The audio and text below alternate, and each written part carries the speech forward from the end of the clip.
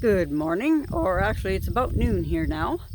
Welcome back to my Saskatchewan garden, and finally today I can dig up the garlic. I checked it the other day, it's doing good. I pulled a few up this morning and yeah, they look awesome. These here are just absolutely huge. Like the smallest one is probably about as the biggest I got last year. I'll show you how you kind of know when the bulb is ready. You can just sort of clear dirt away from it, but when you can see the divisions between the cloves, then you know that's ready to come up because they have all their little skins individually covered now.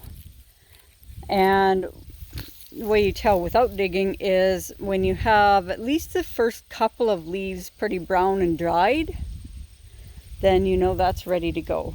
But these got such beautiful cloves this year and a massive root on them this time. I'll just kind of show you here how you would want to go about digging these out. Best by hand if you can. Get under that. There you can just kind of start to see it. The soil is a bit damp. Now normally you would kind of want it dry, but it keeps raining on us. Oh, I've got those grass roots. It keeps raining on us so much that I just can't wait for it to dry, or these will start to split apart and then they won't store. Just kind of loosen up around it here. I'll use a fork for the rest of it, but I'm going to show you a little bit of a way around this. Here we go. There's your bulb there. Oh, that one looks nice. I'm not sure if you can really get a good look at that, but you just want to gently dig them out. Now, because this soil is still fairly heavy in clay, it's a little bit tougher to dig. Gotta dig around it a bit. There we go. It's coming. You don't want to pull them because you'll damage the roots and then they will not cure properly. There we are. There, and then you just clear this all away off of the roots.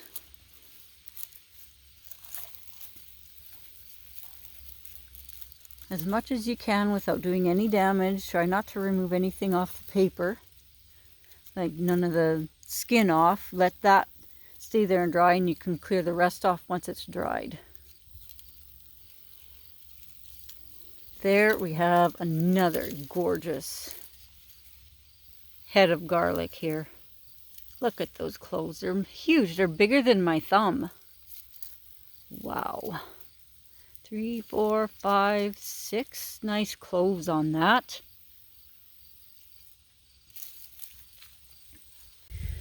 But let me put you on a time lapse here while I dig these out, and then I will take you to the tarp shed where I've got the screen set out to dry them on.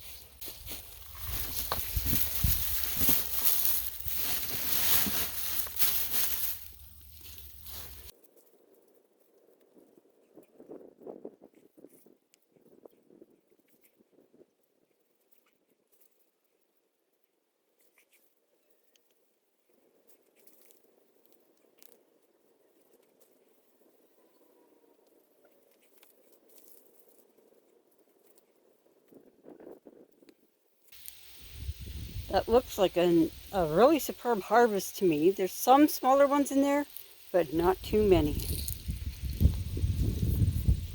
I just thought I would show you something here. I don't know if I can quite get this on camera, but if you see how this one is splitting, where am I? Here we go. If you can see at the top where that is splitting apart from the stem, it's a little past where you should harvest that. Those are the kind that you do want, I mean, you want to let them cure, but you want to use them sooner rather than later, because they will not keep. They will be the first to go off in storage, basically. But come with me to the tarp shed. Well, here's our drying rack in the tarp shed. There's a few on the back corner that were there a couple weeks ago when I dug a few up. They were ready.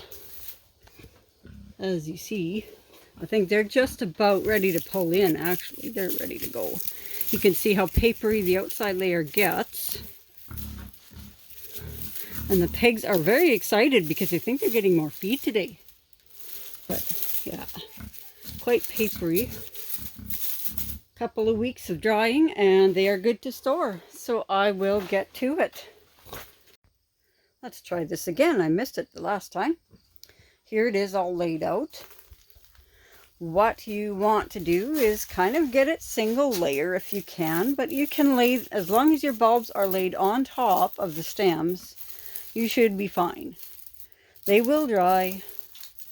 I wouldn't worry about it. You can hang them on strings or whatever if you feel like it, if you have that kind of ambition. I find this much easier. Now that's the garlic harvest. I'll come back to you with that, with the how to put it up for storage when it's ready to go. Small update on the eye surgery. That went well. It was pretty bad actually in there, but they did save everything. The thing is, we're getting a bit of a runaround on when he's supposed to be able to return to work. So we're trying to straighten that out. But other than that, he has to be down, face down for 2 weeks. Can't do much of anything, like, really you can't do anything. He has to be face down.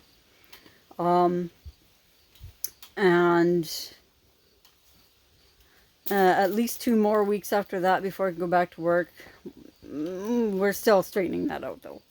But I will get back to you with the next video sometime soon, and actually I'm not even sure what that's going to quite be because the garlic needs 2 weeks to dry. But talk to you all later, and you just have a great day.